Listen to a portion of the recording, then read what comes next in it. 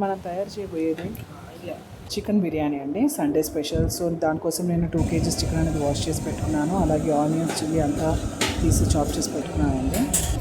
దాంతోపాటు వచ్చేసి నేను జింజర్, అల్లం వెల్లిపాయ, అలాగే అన్ని మసాలా వేసి అన్ని మంచిగా మిక్స్ చేసి పెడతాను ముందే. దాని తర్వాత మనము వచ్చేసి బిర్యానీకి అప్పటికి మంచిగా మసాలా పట్టేసుకుంటుంది.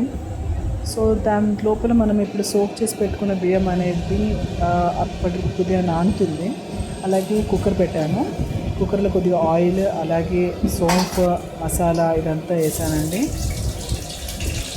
చూసారు కదా, అది కొద్దిగా బ్రౌన్ కలర్గా రాగానే మనం ఆనియన్స్ వేసేసుకుందాము.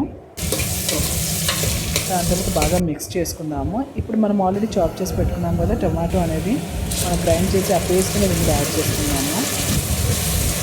ఇప్పుడు మంచిగా మిక్స్ చేసుకొని కుక్ చేసుకుంటామండి. దాని తర్వాత మనం ఆల్రెడీ మసాలా అన్నీ చేసి పెట్టాం కదా, ఆ చికెన్ అనేది ఇందులో వేసుకొని 3 విజిల్స్ వచ్చేంత వరకు మనం వెయిట్ చేయాలి. చూసారు కదా టెక్స్చర్ ఎంత మంచిగా వచ్చిందో. ఇప్పుడు మనం ఆల్రెడీ కుక్ చేసిన ఆ పీసెస్ అనేది తీసి మనం వేరే కడాయి యూజ్ చేస్తున్నాము. దాంట్లో కొద్దిగా oil, curry leaves, ginger garlic paste, masala అని వేసుకొని ఓన్లీ ఆ చికెన్ పీసెస్ అనేది గ్రేవీ అలాగే ఉంచాలండి. ఆ చికెన్ పీసెస్ అనేది తీసి ఇందులో ఫ్రై చేసుకున్నాము.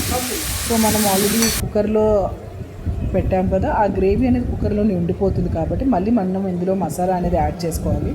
చూసారు కదా, ఇప్పుడు మనం నానబెట్టిన బియ్యాన్ని కుక్కర్లో వేసేసి 2 విజిల్స్ వచ్చేంత వరకు మళ్ళీ మనం ప్రెషర్ కుక్కర్లో చేయాలి.